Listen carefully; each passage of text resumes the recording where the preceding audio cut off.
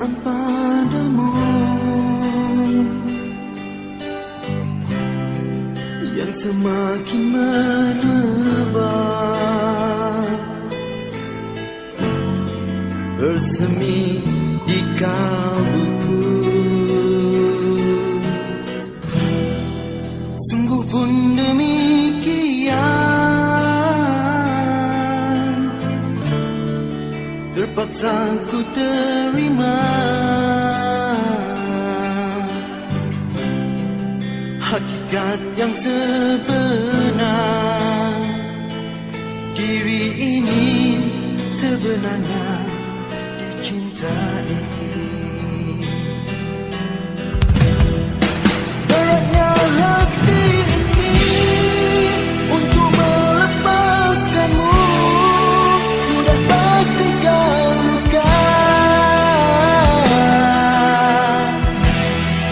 Dan andai ku pilihmu jadi kekasihku, bagaimana dengan dia yang terdahulu menyintaiku?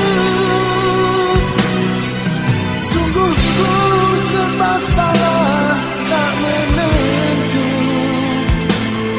Mengapa semua ini yang terjadi? Pasti ku menyendiri dari meluka keduanya. Tak mungkin kan terjadi dua jiwa satu hati.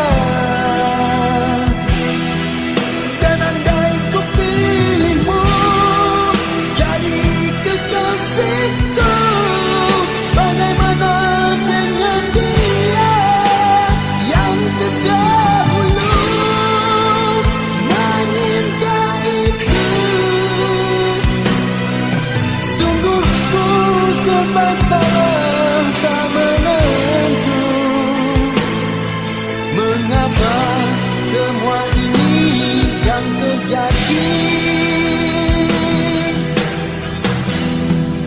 Pasti ku menyendiri dari meluka keduanya. Tak mungkin kan terjadi dua jiwa satu hati, dua jiwa